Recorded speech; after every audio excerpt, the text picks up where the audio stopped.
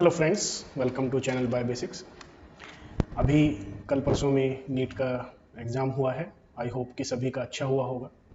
तो आज के इस लेक्चर में हम नीट 2021 में जो क्वेश्चंस आए हैं उसको डिटेल्स में समझने वाले हैं कि किस तरह से उन क्वेश्चन को हमें अटेम्प्ट करना चाहिए और क्या हमारी उसकी सही आंसर की होगी। सबसे पहला क्वेश्चन लेते हैं 101। ये क्वेश्चन इकोलॉजी वाले चैप्टर से लिया गया है और यहाँ पर एक इक्वेशन दी गई है GPP minus R equals to NPP. तो जीपीपी है यहाँ पर ग्रोस प्राइमरी प्रोडक्टिविटी, आर का मतलब है रेस्पिरेशन लॉसेस और एनपीपी का मतलब है नेट प्राइमरी प्रोडक्टिविटी। ये क्वेश्चन डायरेक्ट ही एनसीईआरटी से लिया गया है, तो इसमें बहुत कुछ समझने वाली बात नहीं है। तो जैसा हम जानते हैं कि नेट प्राइमरी प्रोडक्टिविटी सबसे ज़्यादा ट्रॉपिकल रेन फॉरेस्ट की होती है। तो जो भी एक प्लांट या जो प्रोड्यूसर्स होते हैं, जो प्रोडक्शंस करते हैं, उसको हम ग्रोस प्राइमरी प्रोडक्टिविटी कहते हैं। लेकिन कुछ एनर्जी रेस्पिरेशन के फॉर्म में लॉस हो जाती है और टोटल जो सेविंग, जो टोटल एनर्जी वो अपने आप में सेव करता है, उसको हम नेट प्राइमरी प्रोडक्टिविटी या एनपीपी कहते हैं। तो यहाँ पे आर का मतलब पूछा है कि आर मीन्स क्या है, तो दैट इज रेस्पिरेशन लॉसेस। तो यहाँ पर जो ये ऑप्शन 3 है ये ठीक हो जाता है। तो यहाँ पर जो +4 दिए जा सकते हैं जिसने भी ये क्वेश्चन अटेम्प्ट किया है। Now we move to next question, it is 102। इस क्वेश्चन में पूछा गया है which of the following plant is monoecious. इनमें से कौन सा मोनोसियस प्लांट है। मोनोसियस प्लांट वो होता है जिस पर फीमेल और मेल सेक्स ऑर्गन्स एक ही प्लांट्स पर पाए जाते हैं। तो जो मार्केंसिया है ये एक टेरिडोफाइट है। यहाँ पर ये ऑप्शन हमारा गलत हो जाता है क्योंकि इसमें डायोसियस होते हैं। डायोसियस वो होते हैं जो अलग अलग प्लांट पर मेल और फीमेल फ्लावर्स होते हैं या रिप्रोडक्टिव ऑर्गन्स होते हैं। साइकस सर्केनालिस ये एक जिम्नोस्पर्म है जिसमें ये भी हमारा डायोसियस होता है। कैरिका पपाया जो है ये हमारा पपीते को हम बोलते हैं और यहाँ पर ये भी डायोसियस होता है। तो यहाँ पर जो करेक्ट ऑप्शन है कारा, जो कि एक ग्रीन एल्गी है, यहाँ पर ये ऑप्शन सही बन जाता है। एक ही थैलस के ऊपर दोनों male and female reproductive organs पाए जाते हैं। तो यहाँ पर भी +4 दिए जाते हैं। नेक्स्ट मूव करते हैं क्वेश्चन नंबर 103 की तरफ। क्वेश्चन नंबर 103 में पूछा है which of the following is correct sequence. ऐसे वर्ड्स पर हमें ध्यान देना है। Correct sequence of steps in a PCR polymerase chain reactions में कौन सी करेक्ट सीक्वेंस है। ये बायोटेक्नोलॉजी से क्वेश्चन लिया गया है और बायोटेक्नोलॉजी में हम जब पीसीआर पढ़ते हैं तो हमें बताया जाता है कि पीसीआर एक ऐसी टेक्निक है जिसमें डीएनए की मल्टीपल कॉपीज को बनाया जाता है इन विट्रो कंडीशंस में। कैसे होता है, हम जानते हैं कि डीएनए जो है हमारा एक डबल स्टैंडर्ड मॉलिक्यूल होता है और जिस टाइम पर हम इस डबल स्टैंडर्ड मॉलिक्यूल्स की मल्टीपल कॉपीज बनाते हैं तो सबसे पहले हम इन दोनों स्ट्रैंड्स को सेपरेट करते हैं और वो प्रोसेस हमारा कहलाता है डीनेचुरेशन। तो डीनेचुरेशन हमारा जो फर्स्ट स्टेप है वहां पे 2 जगह दिया हुआ है, एक फर्स्ट में और एक फोर्थ में। तो हमारे बी और सी यानी कि 2 और 3 ऑप्शन हमारे गलत हो जाते हैं। दूसरे ऑप्शन में हमारे पास जो प्राइमर्स हैं वो आकर हमारे अटैच हो जाते हैं अपनी कॉम्प्लीमेंट्री सीक्वेंस पर और इस प्रोसेस को हम बोलते हैं एनिलिंग।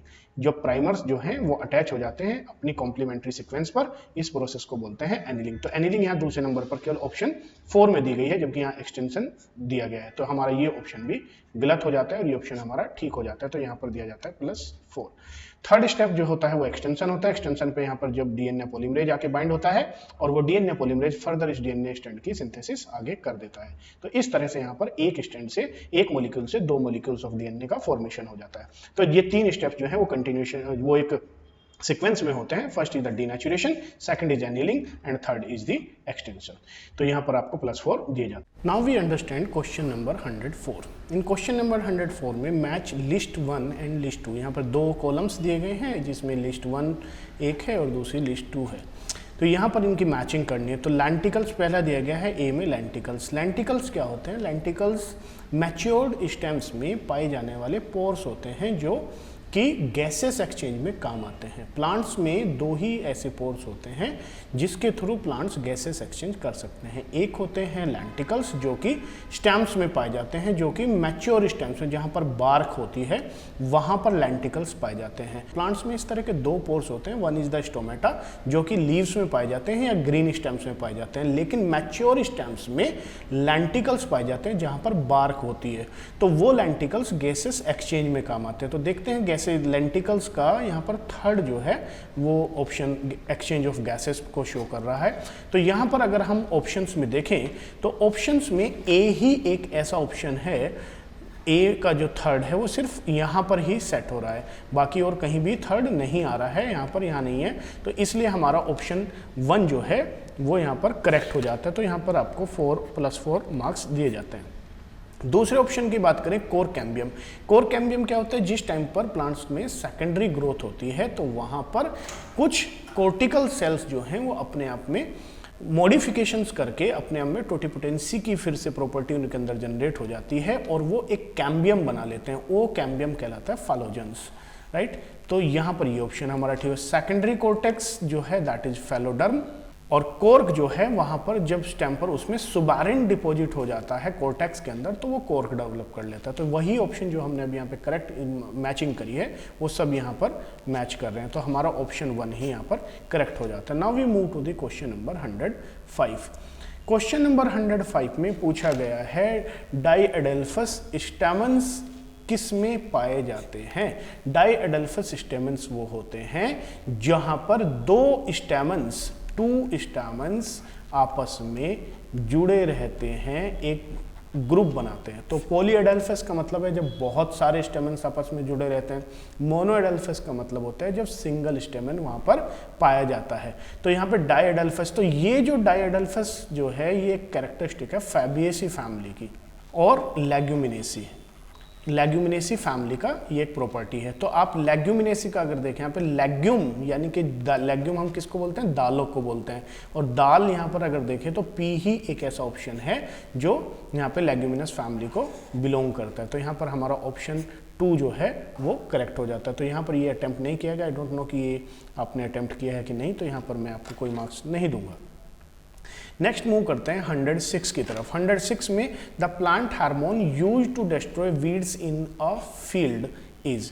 ऐसा कौन सा प्लांट हार्मोन है जो वीड्स को डिस्ट्रॉय करने के काम में आता है। तो ऐसा एक हार्मोन है जो कि आर्टिफिशियल हार्मोन्स है एंड दैट इज 2,4-D। ये एनसीईआरटी में गिवन भी है कि 2,4-D एक ऐसा आर्टिफिशियल हार्मोन है जो प्लांट्स जो वीड्स को डिस्ट्रॉय करता है, यानी कि जो अनवांटेड प्लांट्स होते हैं, वीड्स क्या हैं, हमारे अनवांटेड प्लांट्स हैं। तो अगर हम अनवांटेड प्लांट्स को रिमूव करना चाहते हैं अपने फील्ड में से तो उसमें हम छिड़काव करते हैं प्लांट हार्मोन का, दैट इज 2,4-D। तो यहाँ पर ऑप्शन 2 जो है वो करेक्ट हो जाता है। Now we move to the question number 107। Question number 107 में पूछा गया है the DNA stands on a gel stained with ethidium bromide when viewed under UV radiation appears। ये बायोटेक्नोलॉजी वाला जो चैप्टर है वहाँ से ये क्वेश्चन लिया गया है। तो जिस टाइम पर हम एगारोज जेल में अपने डीएनए को रन करते हैं देखने के लिए, ये हमारी वेल्स हैं, और जिस टाइम पर हम डीएनए इसमें लोड करते हैं तो यहाँ पर हमें एक बैंड दिखाई देता है चमकता हुआ जिस टाइम पर हम इसे यूवी रेडिएशन देते हैं और अपने डीएनए के साथ ही हम इथिडियम ब्रोमाइड को ऐड करते हैं।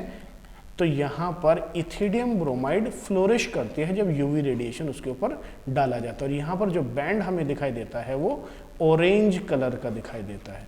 तो यहाँ पर हमारा ऑप्शन 1 जो है वो करेक्ट हो जाता है, ब्राइट ऑरेंज बैंड। ये बिल्कुल एनसीईआरटी में गिवन है, ठीक है। तो यहाँ पर आपको +4 दिया जाता है। नाउ मूव करते हैं क्वेश्चन नंबर 108 की तरफ। क्वेश्चन नंबर 108 में पूछा गया है the term used for transfer of pollen grains.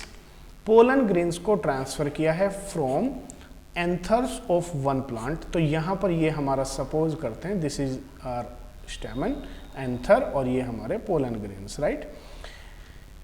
To stigma, ये हमारा दूसरा स्टिग्मा प्लांट है जो कि हम एक स्टिग्मा ले लेते हैं और यहाँ से इनको यहाँ पर ट्रांसफर किया गया है इस तरह से, of a different plant which during pollination, तो पोलिनेशन यानी कि इसको क्रॉस पोलिनेशन हम बोल सकते हैं, क्रॉस पोलिनेशन किया, ब्रिंग्स जेनेटिकली, ये वर्ड यहाँ पर इंपॉर्टेंट है, ब्रिंग्स जेनेटिकली डिफरेंट, ये इंपॉर्टेंट वर्ड आ गया। जब जेनेटिकली डिफरेंट होता है तो हम उसको क्या कहते हैं, that is known as geitonogamy. यहाँ पर हम बाकी टर्म्स को भी समझ लेते हैं। जिटिनोगैमी क्या होता है, जिटिनोगैमी होता है जब एक ही प्लांट पर, suppose one flower is here and another flower is here, एक फ्लावर यहाँ पर है, दूसरा फ्लावर यहाँ पर है, जब इसके पोलन ग्रेन्स दूसरे फ्लावर पर, लेकिन ध्यान रहे प्लांट सेम रहेगा, जिटिनोगैमी में प्लांट सेम रहता है, तो जब यहाँ से पोलन ग्रेन्स इस फ्लावर के स्टिग्मा पर ट्रांसफर किए जाते हैं या हो जाते हैं तो उस प्रोसेस को हम कहते हैं जिटोनोगैमी। तो आपको ये पता है कि यहाँ पर जेनेटिकली कोई भी डिफरेंस नहीं आया। कैज़्मोगैमी का मतलब होता है, कैज़्मोगैमी का मतलब होता है कि जब एक ही स्पीसीज के दो अलग अलग प्लांट पर, ये जो फ्लावर से एक प्लांट यहाँ पर है लेकिन स्पीसीज एक है, जेनेटिकली डिफरेंट नहीं है, यहाँ से पोलन ग्रेन यहाँ ट्रांसफर हो जाता है, तो दैट इज नोन एज कैज़्मोगैमी। और क्लिस्टोगैमी का मतलब होता है कि जब एक ही फ्लावर्स में, यानी कि ये एक प्लांट है और यहाँ पर ये फ्लावर है, तो इसी का पोलन ग्रेन्स इसी के स्टिग्मा पर जब गिर जाता है, जिसमें हम सेल्फ पोलिनेशन भी कहते हैं, जो कि प्लांट पी प्लांट्स में भी मेंडल ने भी समझाया था, तो that is known as cleistogamy. और जीनोगैमी जहां वर्ड आता है, जीनो का वर्ड ही मतलब ही ये होता है जो जेनेटिकली डिफरेंट होते हैं। तो यहाँ पर जो ऑप्शन है वो 4 आ जाएगा और यहाँ पर दिए जाते हैं आपको +4 marks. Now we take the question number 109। 109 question में पूछा गया which of the following stages of meiosis, ध्यान रहे सबसे पहले हमने देखना है कि meiosis involves division of centromeres. तो मियोसिस हमेशा 2 डिविजन्स होते हैं, मियोसिस 1 एंड मियोसिस 2, और मियोसिस 1 जो होता है वो रिडक्शनल डिवीजन होता है और मियोसिस 2 जो होता है वो इक्वेशनल डिवीजन होता है। तो सपोज करें कि हमारे पास ये एक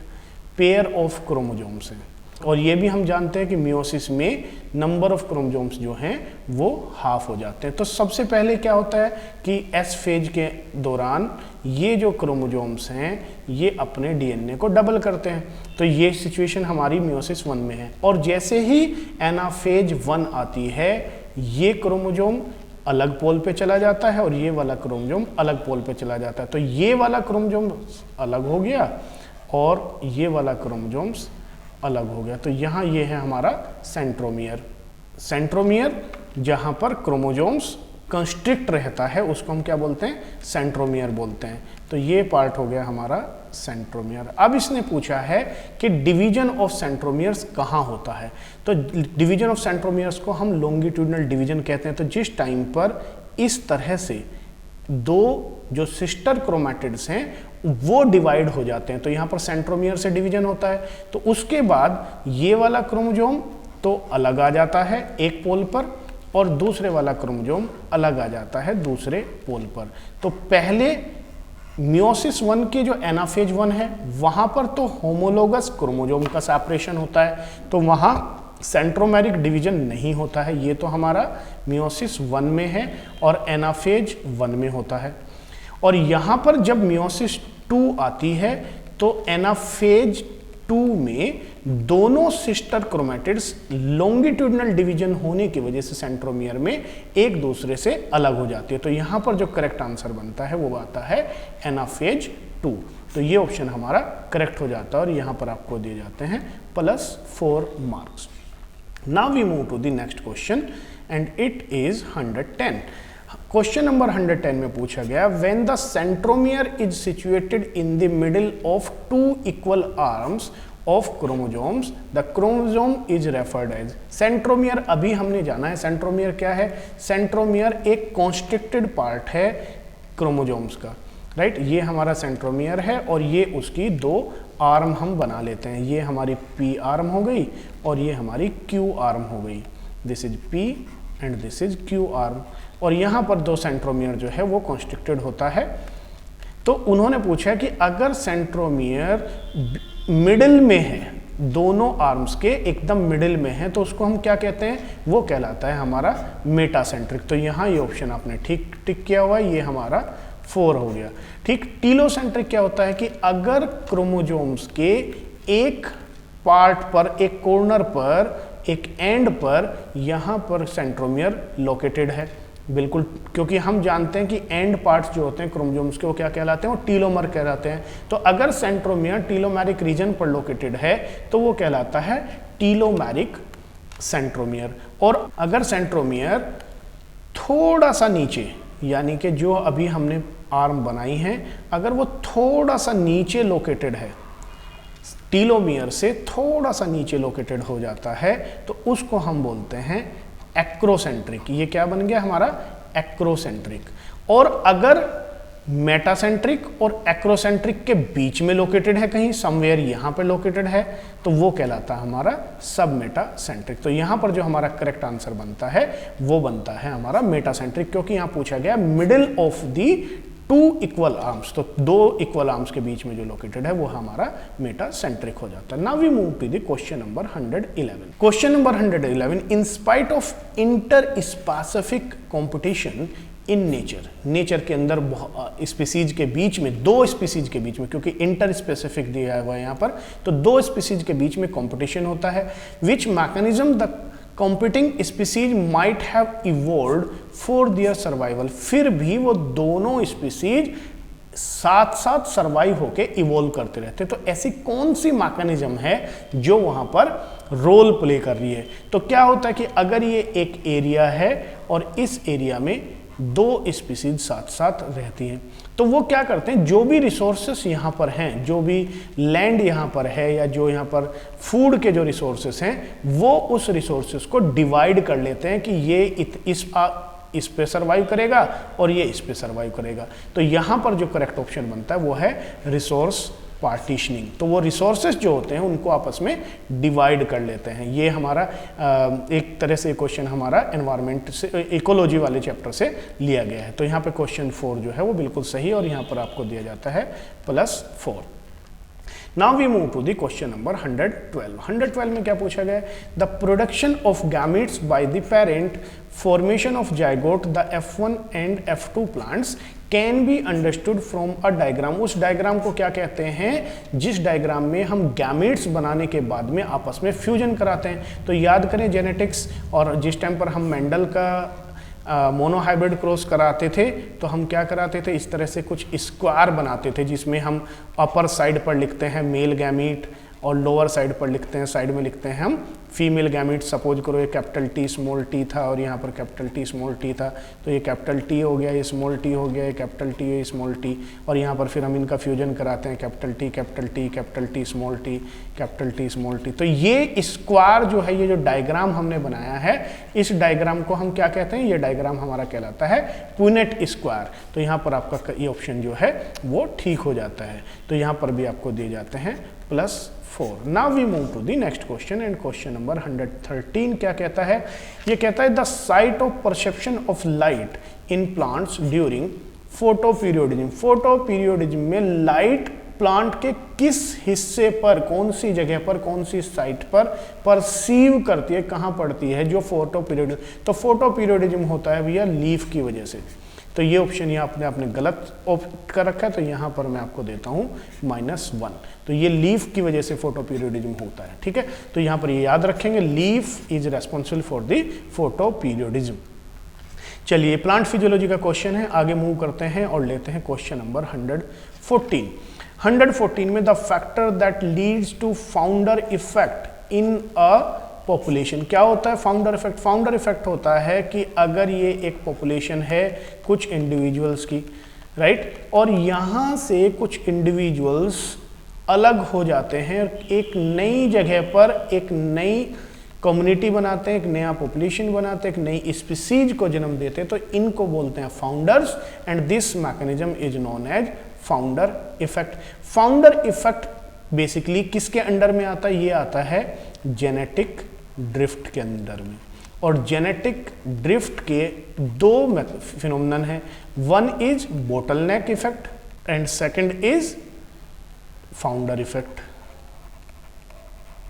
तो यहां पर हमारा जो करेक्ट आंसर बन जाता है वो है जेनेटिक ड्रिफ्ट। तो ये ऑप्शन हमारा ठीक हो जाएगा। अगर आपने ये ऑप्शन 2 सेलेक्ट किया है तो आपका यहाँ पर -1 बन जाता है।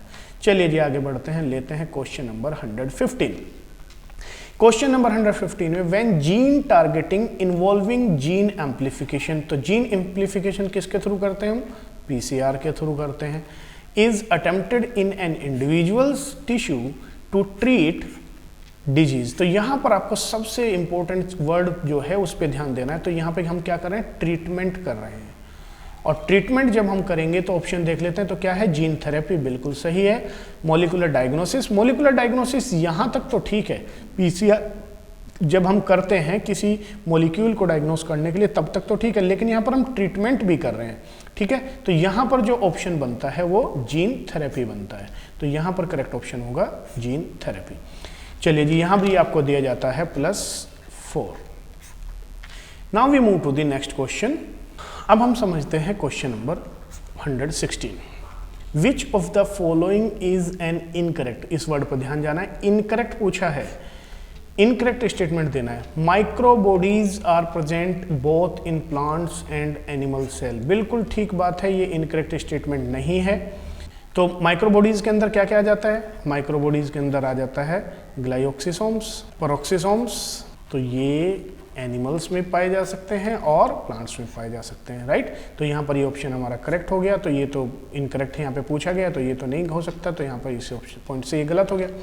Now we move to the perinuclear space forms a barrier between the materials present inside the nucleus and that of the cytoplasm। ये एक सेल है और इस सेल में यहाँ पर ये एक न्यूक्लियस है और न्यूक्लियस और ये बाहर साइटोप्लाज्म है और ये न्यूक्लियोप्लाज्म है। तो यहाँ पर एक स्पेस होता है क्योंकि न्यूक्लियर मेम्ब्रेन डबल मेम्ब्रेन है। तो ये जो पेरीन्यूक्लियर स्पेस है यहाँ पर बीच में, ये पेरीन्यूक्लियर स्पेस जो है ये साइटोप्लाज्म कंटेंट को न्यूक्लियोप्लाज्म कंटेंट को सेपरेट करती है, एक बैरियर का काम कर रही है। तो ये पॉइंट हमारा बिल्कुल ठीक है। और यहाँ पर इनकरेक्ट पूछा है तो ये ऑप्शन भी हमारा गलत हो जाता है। थर्ड में पूछा nuclear pores act as passage for proteins and RNA molecules in both directions between nucleus and cytoplasm. कि भाई यहाँ पर कुछ पोर्स होते हैं जिसको हम न्यूक्लियर पोर कहते हैं और ये न्यूक्लियर पोर मदद करते हैं न्यूक्लियर कंटेंट को बाहर जाने में या बाहर से कोई चीज़ अंदर आने में। तो जब, क्योंकि हमें पता है प्रोटीन सिंथेसिस यानी कि ट्रांसलेशन जो है वो साइटोप्लाज्म में होता है और जितने भी एंजाइम्स हैं वो तो सारे प्रोटीन्स हैं एक्सेप्ट राइबोजाइम।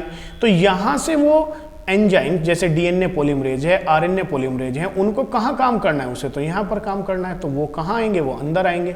लेकिन जो एमआरएनए है जो वो कहाँ जाएगा? वो तो बाहर जाएगा। जो टीआरएनए है वो तो बाहर जाएगा, उसे तो ट्रांसलेशन करना है। तो वो एमआरएनए का बाहर जाना, टीआरएनए का बाहर जाना और प्रोटीन्स का अंदर आना वो किसके थ्रू होता है? वो न्यूक्लियर पोर के थ्रू होता है। तो ये ऑप्शन भी हमारा ठीक है, ये स्टेटमेंट हमारा ठीक है, लेकिन इस क्वेश्चन के हिसाब से गलत हो जाता है। तो बचता है हमारे पास फोर्थ। तो यहाँ पर भी आपको दिए जाते हैं +4 मार्क्स। मैच्योर सीव ट्यूब्स कहाँ पाई जाती हैं? फ्लोएम के अंदर पाई जाती हैं और एक तरह से ये क्या है? ये डेड सेल्स होती हैं और डेड सेल्स होती हैं तो उनमें elements possesses a conspicuous nucleus and usual cytoplasmic organelles. ना तो वहाँ साइटोप्लाज्म और साइटोप्लाज्मिक ऑर्गेनल्स होंगे और ना ही वहाँ पर न्यूक्लियस होगा, इसलिए ये ऑप्शन हमारा गलत बन जाता है। और इस क्वेश्चन के हिसाब से क्योंकि हमें इनकरेक्ट ही सिलेक्ट करना है तो यही ऑप्शन हमारा ठीक है। चलिए जी आगे बढ़ते हैं, लेते हैं क्वेश्चन नंबर 117। क्वेश्चन नंबर 117 में फिर से हमें लिस्ट दी गई है, लिस्ट 1 एंड लिस्ट 2 और हमें इनकी मैचिंग करानी है। तो पहले में पूछा है cells with active cells division capacity. Active cell यानी कि और डिवीजन कैपेसिटी उनके पास है, तो ऐसी सेल्स को हम क्या बोलते हैं? Totipotent cell. और टोटीपोटेंट सेल्स कहाँ पाई जाएंगी भाई? टोटीपोटेंट सेल्स पाई जाती हैं हमारी मैरिस्टेमेटिक टिश्यू में। तो ये जो कि अभी तक अनडिफरेंशिएटेड सेल्स होती हैं, तो मैरिस्टेमेटिक टिश्यू है, बिल्कुल सही आपने यहाँ पे लगाया हुआ है। ए का सेकंड देखते हैं ऑप्शन में क्या दिया है? ए का सेकंड। ए का सेकंड सिर्फ एक ही ऑप्शन में यहाँ पे दिया हुआ है, तो क्वेश्चन हमारा अटेम्प्ट हो गया। तो यही ऑप्शन हमारा ठीक है, तो +4 इसको दिया जा सकता है। चलिए जी आगे बढ़ते हैं और लेते हैं दूसरा tissue having cell all cell similar in structure and function, बिल्कुल सही बात है। सिंपल टिश्यू जो होगा वही हमारा ठीक है, क्योंकि इस स्ट्रक्चर में भी एक ही तरह की सारी सेल्स हैं और फंक्शन भी उनका सेम है। Tissue having different types of cells, जो different types of the cells होंगी तो वो क्या होगा, वो हमारा वैस्कुलर टिश्यू हो जाएगा। और dead cells which highly thickened wall and the narrow lumen, these are the sclereids, right. तो ये हमारा ऑप्शन जो है वो 4 हमारा मैच हो रहा है पूरी तरह से, तो ये हमारा ठीक हो जाता है। चलिए आगे बढ़ते हैं और लेते हैं क्वेश्चन नंबर 118। क्वेश्चन नंबर 118 में फिर से हमें 2 लिस्ट दी गई है, list 1 and list 2।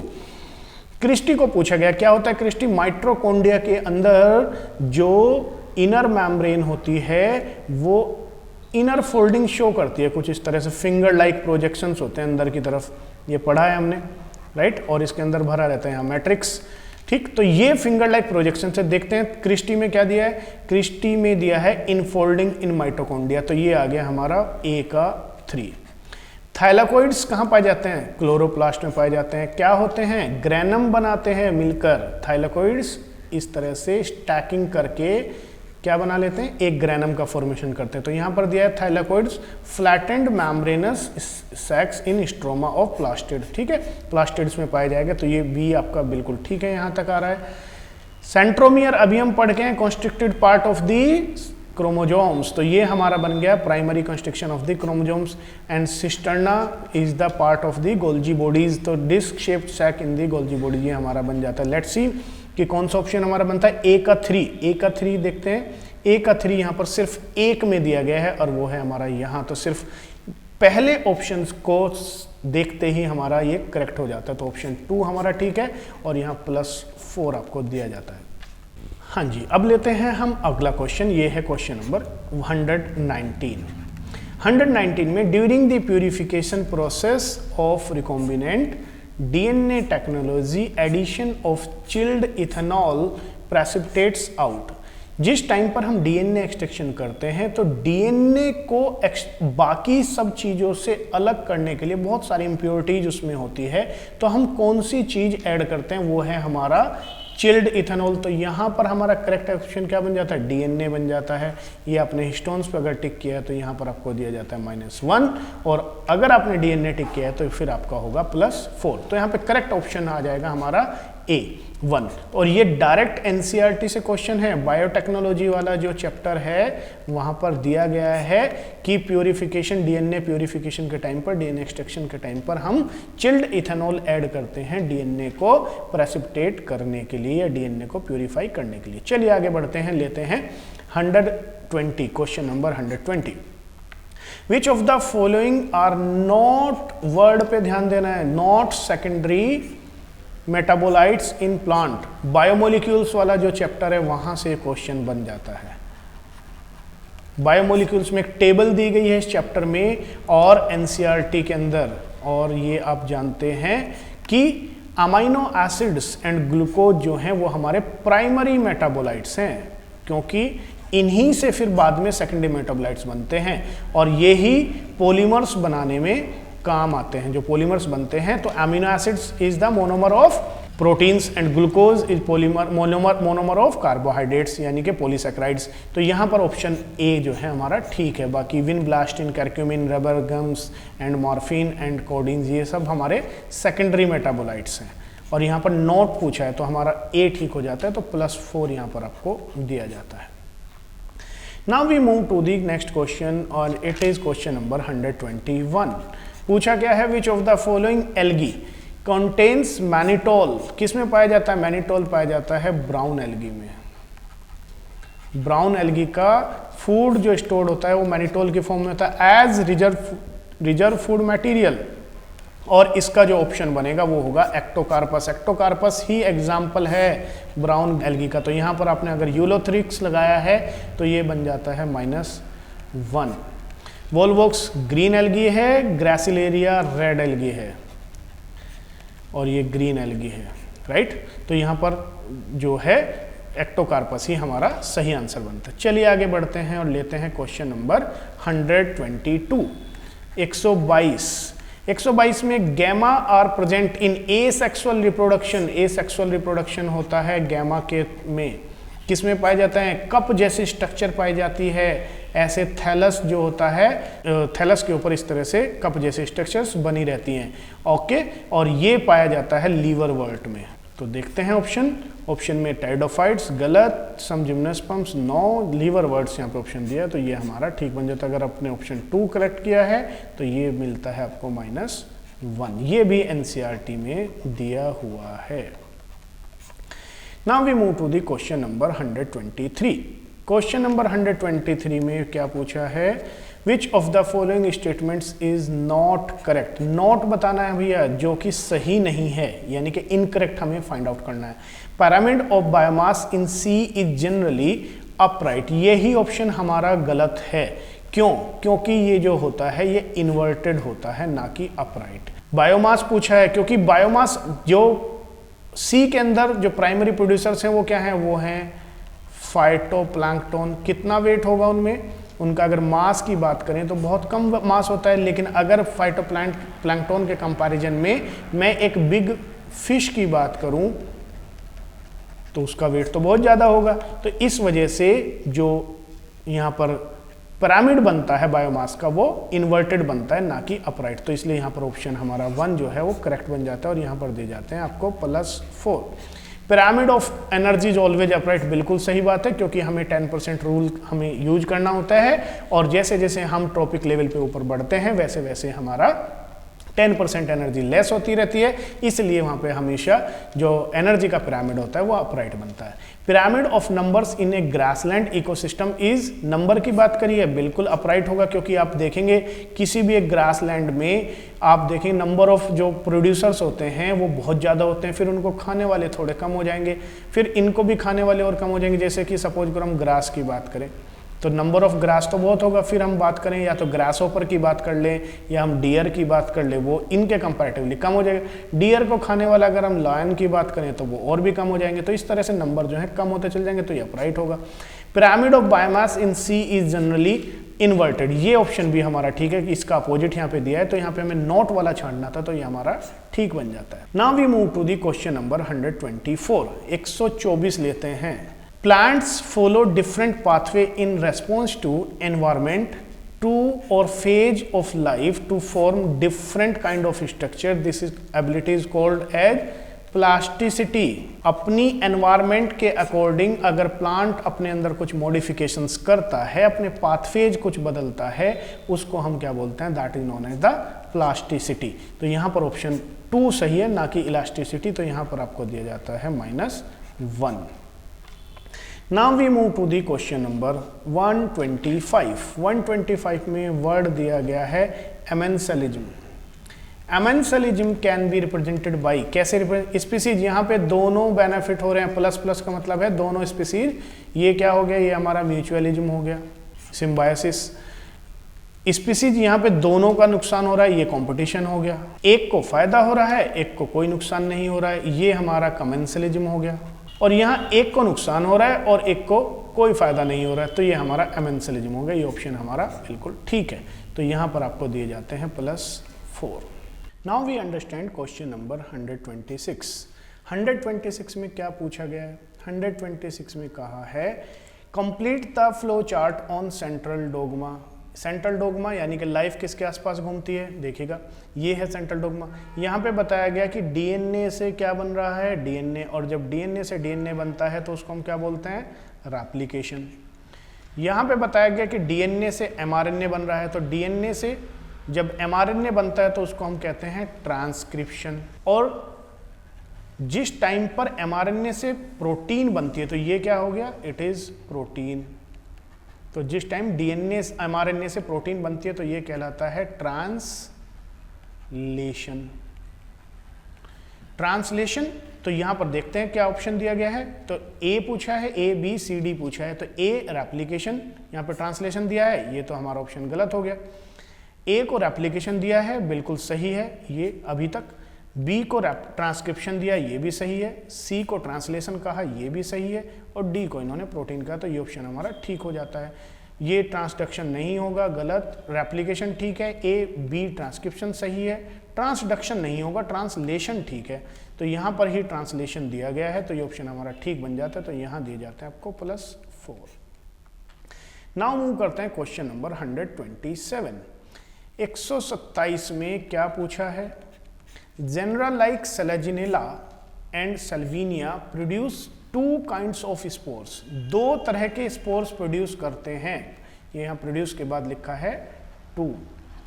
Produce two kinds of spores such plants are known as. जो दो तरह के स्पोर्स प्रोड्यूस करता हो उसको क्या बोलेंगे? हेट्रोस्पोरस। ये तो सीधी सीधी याद है भाई, याद रखनी है बात। तो जो एक तरह के प्रोड्यूस करेंगे उसको हम होमोस्पोरस बोलते हैं। तो हेट्रोसोरस या होमोसोरस जैसा कोई वर्ड नहीं है, ये कंफ्यूजन के लिए दिया है। तो यहाँ पर हमारा ऑप्शन 3 करेक्ट बन जाता है। ये आपको दिया जाता है +4। Now we move to the question number 128। Question number 128 में पूछा है, फिर से दो लिस्ट दी गई हैं और हमें मैच करना है। कोहेशन क्या होता है? कोहेशन ये होता है जब किसी एक कंपाउंड के मॉलिक्यूल्स के बीच में आपस में इंटरेक्शंस होता है, उसको हम कोहेशन कहते हैं। जैसे वाटर मॉलिक्यूल्स की बात करें, ये एक वाटर मॉलिक्यूल्स है, ये दूसरा वाटर मॉलिक्यूल्स है। अगर इन दोनों के बीच में जो इंटरेक्शन है उसको हम कोहेशन बोलते हैं। लेकिन आप सेकंड में दिया गया एडिशन, लेकिन आप यहाँ पर ये भी देख सकते हैं कि कई बार आप देखेंगे कि जब हम पानी पीते हैं तो ग्लास पे कुछ वाटर ड्रॉपलेट्स चिपकी रह जाती हैं। तो यानी कि वाटर मॉलिक्यूल्स अब यहाँ पर किसी और मॉलिक्यूल्स के साथ में इंटरेक्शन शो कर रहा है। तो यहाँ पर water is interacting with another molecule, that is known as addition. तो कोहेशन का देख लेते हैं। कोहेशन जो है that is mutual attraction among water molecules, ये यहाँ पर आ जाता है, बिल्कुल सही है। एडिशन का मतलब है that is attraction towards polar surface, ये भी सही आ जाता है, बिल्कुल यहाँ पर आ जाएगा जब वो किसी और मॉलिक्यूल्स की तरफ जाएगा। गटेशन, गटेशन क्या होता है? जब हम प्लांट्स के अंदर बहुत ज़्यादा पानी दे देते हैं और वहाँ पर ट्रांसपिरेशन रेट उतना ज़्यादा नहीं होता है, तो प्लांट अपनी लीव्स के थ्रू उस वाटर को ड्रॉपलेट के फॉर्म में बाहर निकाल देते हैं। यहाँ पर ये ड्रॉप बन जाती है, तो ये कहलाता है गटेशन। तो guttation water loss in liquid phase, ये हमारा बन जाता है 3। और surface tension, surface tension that is more attraction in liquid phase. देखते हैं ऑप्शन क्या बनता है। ए का हमारा आता है बी, ए का सेकंड। तो ए का सेकंड यहाँ पे दो ऑप्शंस में दिया गया है, यहाँ पर और यहाँ पर, तो ये हमारे दो गलत हो जाते हैं। बी का देख लेते हैं, बी में दिया है, बी में हमने सेलेक्ट किया है, बी का आया है हमारा 4। तो बी का 4 देख लेते हैं, बी का 4 दिया गया है हमारा सिर्फ यहाँ पर। तो ये ऑप्शन हमारा गलत हो जाता है और क्वेश्चन हमारा ऑप्शन 4 हमारा ठीक हो जाता है और यहाँ दिया जाता है आपको +4। Now we move to the next question, question number 129। 129 में है mutations in plant cells can be induced by. Plants के अंदर जो म्यूटेशन है वो कैसे इंड्यूस किया जाता है? तो वो हम यूज करते हैं गामा रेज। गामा रेज के थ्रू या एक्स रेज के थ्रू हम प्लांट्स में म्यूटेशन इंड्यूस करा सकते हैं। इंफ्रारेड तो क्रॉस भी नहीं कर पाएगी प्लांट सेल्स को। जियाटिन और काइनेटिन तो दो हार्मोन्स हैं जो कि नहीं करेंगे। तो गामा रेज यहाँ पे करेक्ट आंसर है और ये आपको दिया जाता है +4। रेडिएशंस यहाँ पे दिया जाता है रेडिएशंस के थ्रू, है ना। तो रेडिएशंस में हमारी आ जाती हैं एक्स रेज, गामा रेज, तो ये हम म्यूटेशन इंड्यूस कर सकते हैं। चलिए आगे बढ़ते हैं, लेते हैं क्वेश्चन नंबर 130। 130 में पूछा गया है which of the following is not, ध्यान रहे क्या पूछा है, नॉट वर्ड पे ध्यान जाना चाहिए, is an application of PCR polymerase chain reaction की। हमने पढ़ा है कि पीसीआर के थ्रू हम क्या करते हैं, दिस इज पीसीआर, पीसीआर के थ्रू हम क्या करते हैं, पॉलीमरेज चेन रिएक्शन के थ्रू एम्प्लीफिकेशन ऑफ जीन या डीएनए हम इसमें करते हैं, ठीक है, एम्प्लीफिकेशन। तो जीन एम्प्लीफिकेशन कर रहे हैं, बिल्कुल सही बात है। प्यूरिफिकेशन ऑफ आइसोलेटेड प्रोटीन, ये ऑप्शन हमारा गलत हो जाता है। डिटेक्शन ऑफ जीन म्यूटेशन, क्योंकि म्यूटेशन भी हम डिटेक्ट कर सकते हैं, मोलिकुलर डायग्नोसिस में हम इस टेक्निक को यूज करते हैं और ये भी ऑप्शन यहाँ पे दिया गया, मोलिकुलर डायग्नोसिस भी दिया है और जीन डिटेक्शन भी हम इसमें कर सकते हैं म्यूटेशन। तो यहाँ पर ऑप्शन 2 जो है वो, क्योंकि नॉट पूछा है तो ये ठीक बन जाता है ऑप्शन, यहाँ पर भी आपको दिए जाते हैं +4। Now we move to the next question, question number 131 the first stable product of CO2 fixation in sorghum is, sorghum C four plant, सबसे पहला प्रोडक्ट क्या बनेगा? तो याद करें, इधर से CO2 आती है, इधर से फॉस्फोइनोल पाइरुवेट आता है और यहाँ पर ये 3 कार्बन कंपाउंड होता है और यहाँ पर बन जाता है एक 4 कार्बन का कंपाउंड जिसको हम बोलते हैं ऑक्सैलो एसिटिक एसिड, राइट, क्योंकि वहां पर बंडल शीथ होती है। याद करें एक डिफरेंट एनाटॉमी होती है C4 प्लांट्स में, तो ऑप्शन क्या दिया है, ऑक्सैलो एसिटिक एसिड, ये ऑप्शन हमारा यहाँ पर ठीक हो जाता है। सक्सिनिक एसिड भी 4 कार्बन का होता है, लेकिन सक्सिनिक एसिड यहाँ नहीं बनता है। फॉस्फोइनोल ग्लिसरिक एसिड, ये तो हमारा फॉस्फोग्लिसरिक एसिड तो नहीं बनता है। पायरुविक एसिड 3 कार्बन का है, तो ये भी हमारा नहीं बनता, तो ये ऑप्शन हमारा गलत है। और ये अगर आपने टिक किया तो यहाँ पर दिया जाता है आपको -1। नेक्स्ट मूव करते हैं क्वेश्चन नंबर 132 की तरफ। 132 में क्या पूछा है, which of the following alga produce कैरागीन। कैरागीन क्या है, एक पॉलीसल्फेटेड पॉलीसैकेराइड्स है, सल्फेटेड पॉलीसैकेराइड्स है। तो ये किसका कैरेक्टरिस्टिक है, ये कैरेक्टरिस्टिक है रेड एल्गी में। रेड एल्गी में ऐसा पाया जाता है, कैरागीन जो है वो यहाँ पाया जाता है। ठीक है, चलिए जी आगे बढ़ते हैं और लेते हैं क्वेश्चन नंबर 133। यहाँ पर क्या दिया है, लिस्ट 1 और लिस्ट 2 दी गई है। फिर से यहाँ पर हमें मैचिंग करानी है। प्रोटोप्लास्ट फ्यूजन, प्रोटोप्लास्ट फ्यूजन क्या कराते हैं कि जब 2 अलग अलग स्पीसीज की सेल्स को, सेल वॉल को डिग्रेड कर दिया जाता है और उनको आपस में फ्यूज करा सकते हैं। सपोज करो जैसे कि एग्जांपल था पोटैटो और एक है टोमेटो, तो इन 2 सेल्स को लें, एक सेल पोटैटो से ले लें और एक सेल टोमेटो से ले लें और इन दोनों को फ्यूज करा दें, और फ्यूज कराने के बाद जो नया प्लांट बनेगा उसको हम बोल दें पोमैटो। ये बायोटेक्नोलॉजी से क्वेश्चन है। तो प्रोटोप्लास्ट फ्यूजन का मतलब आ गया ये पोमैटो, यहाँ पर दिया भी है ऑप्शन, पोमैटो आ गया।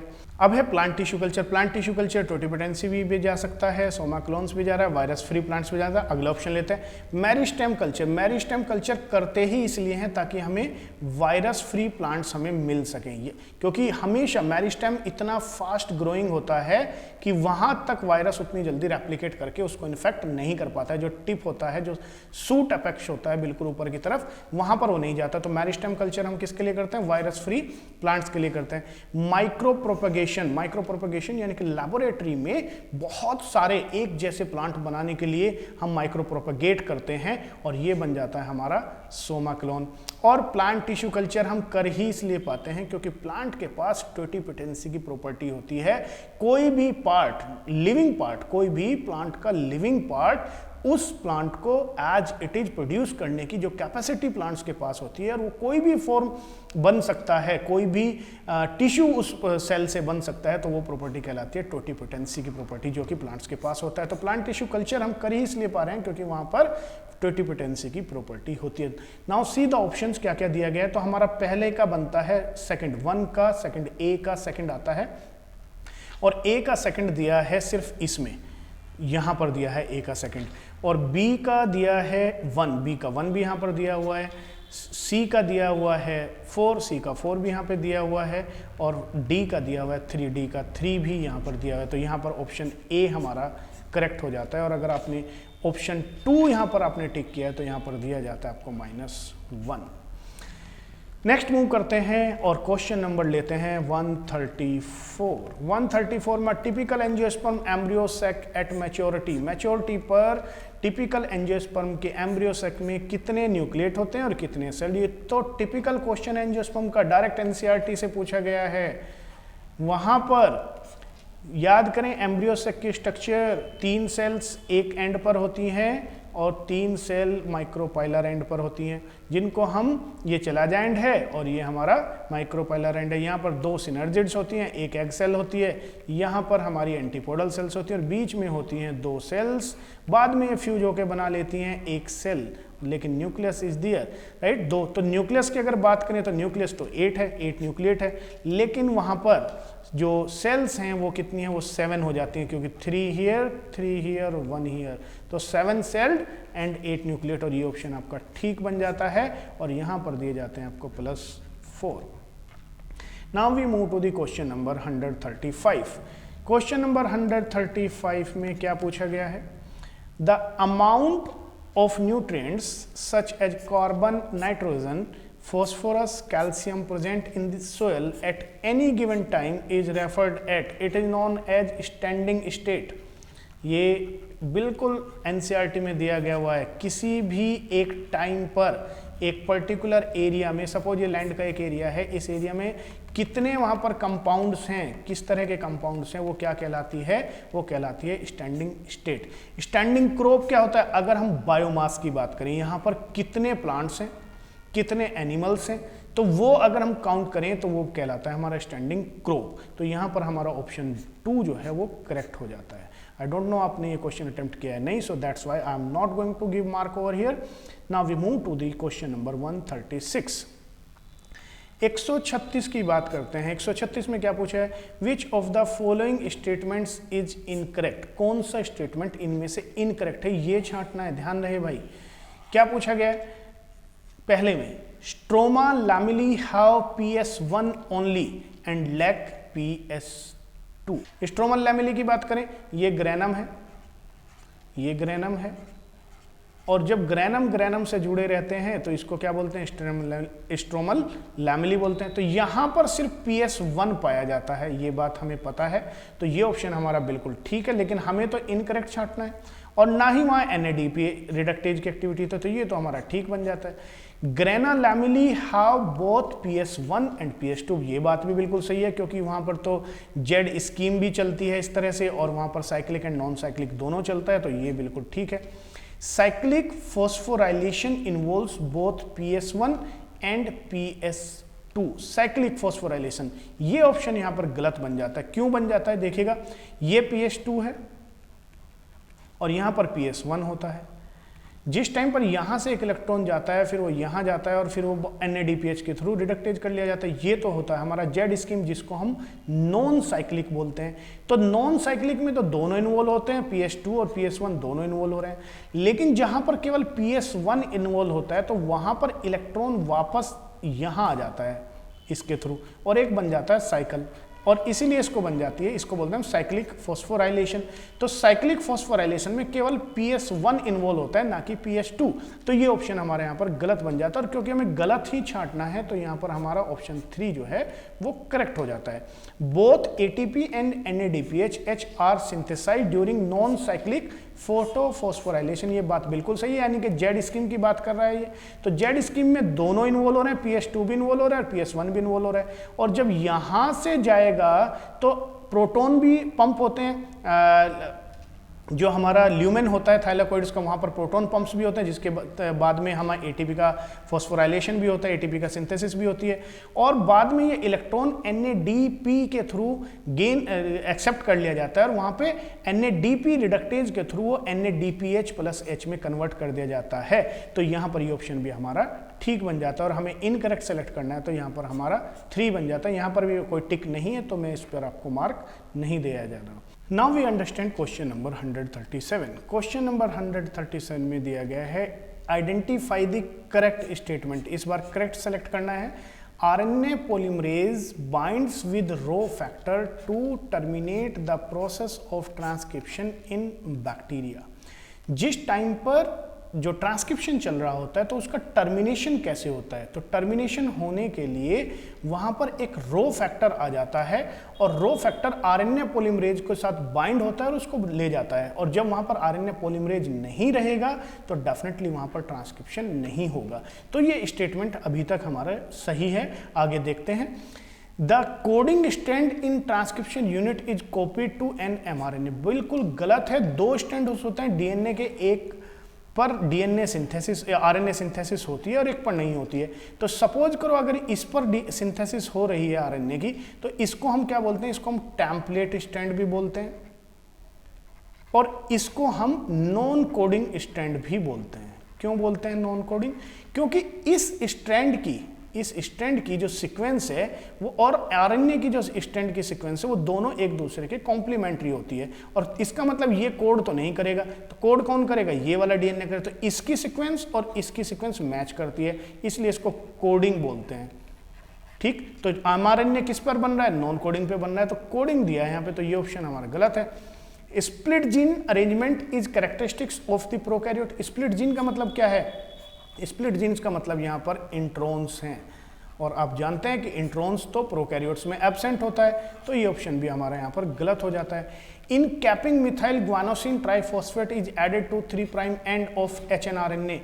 कैपिंग कभी भी 3' एंड पर नहीं होती है, किस एंड पर होती है? 5' एंड पर होती है। 3' एंड पर क्या लगता है? Poly A tail. तो ये ऑप्शन भी हमारा गलत हो जाता है और यहाँ ऑप्शन 1 जो है हमारा ठीक हो जाता है। Now we move to the question number 138। 138 में फिर से 2 कॉलम्स दिए हैं, कॉलम 1 एंड कॉलम 2, और हमें मैचिंग यहाँ पर करानी है कॉलम 1 और कॉलम 2 की। और ये पूरा नाइट्रोजन साइकिल पर हमारा क्वेश्चन बेस्ड है। देखते हैं क्या क्या दिया गया है। नाइट्रोकोकस। नाइट्रोकोकस जो बैक्टीरिया हैं वो अमोनिया को नाइट्रेट में कन्वर्ट करते हैं। ये साइकिल पूरा जब हम समझते हैं N2 साइकिल, नाइट्रोजन साइकिल, तो वहाँ पर पूरा समझाया जाता है। तो नाइट्रोकोकस वो बैक्टीरिया हैं जो अमोनिया को नाइट्रेट में कन्वर्ट करते हैं, लेकिन उससे पहले राइजोबियम एटमॉस्फेरिक नाइट्रोजन को अमोनिया में कन्वर्ट करते हैं। तो फर्स्ट स्टेप तो ये होता है नाइट्रोजन साइकिल का। राइजोबियम जो है अमोनिया को, और जो नाइट्रोजन हमारा एटमॉस्फेयर में है उसको अमोनिया में कन्वर्ट करते हैं, और बाद में ये अमोनिया कन्वर्ट कर दी जाती है नाइट्राइट में। किसके थ्रू? नाइट्रोकोकस के थ्रू। तो ये हमारा दूसरा स्टेप होता है नाइट्रोजन साइकिल का।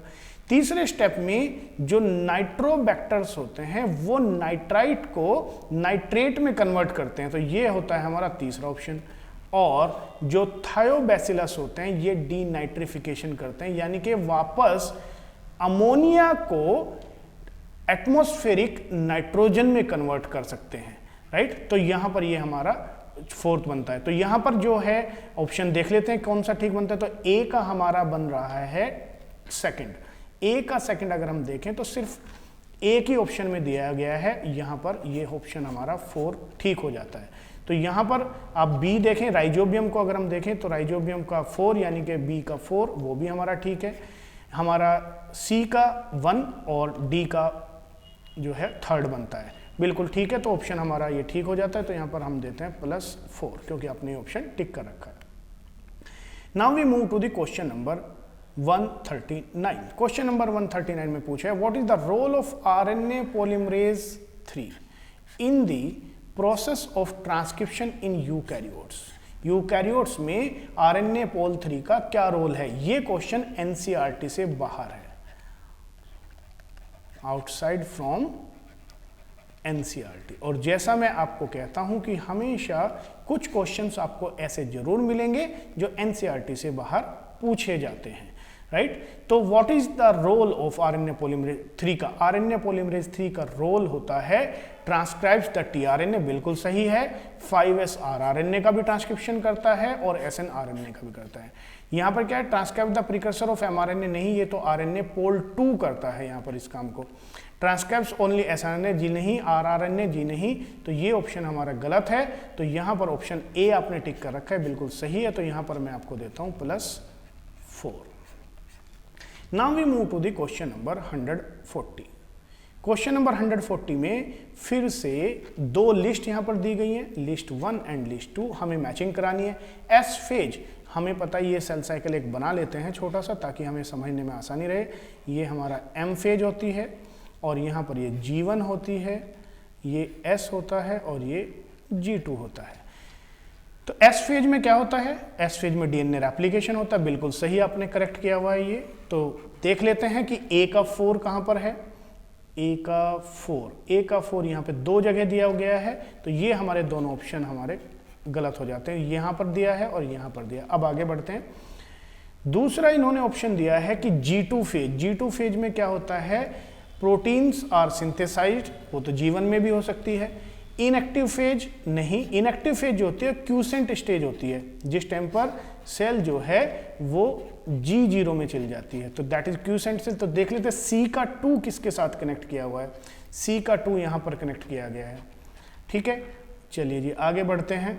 फिर इन्होंने कहा है कि G1 फेज में क्या होता है? It is interval between mitosis and initiation of DNA replication, बिल्कुल सही है।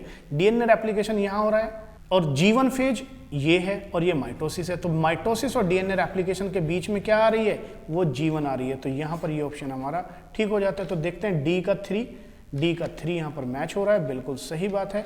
और दूसरा यहाँ पे देखिए G2 फेज में प्रोटीन सिंथेसिस, जैसे मैंने कहा था बिल्कुल सही बात है कि प्रोटीन सिंथेसिस जो कि हमें माइटोसिस में जरूरत पड़ने वाली है, तो वो हम यहाँ पर सिंथेसिस सेल करती है G2 फेज में, तो ये ऑप्शन हमारा बिल्कुल सही बन जाता है 2। और अगर यहाँ पर आपने ऑप्शन 1 करेक्ट किया हुआ है तो ये ऑप्शन आपको दिया जाता है -1।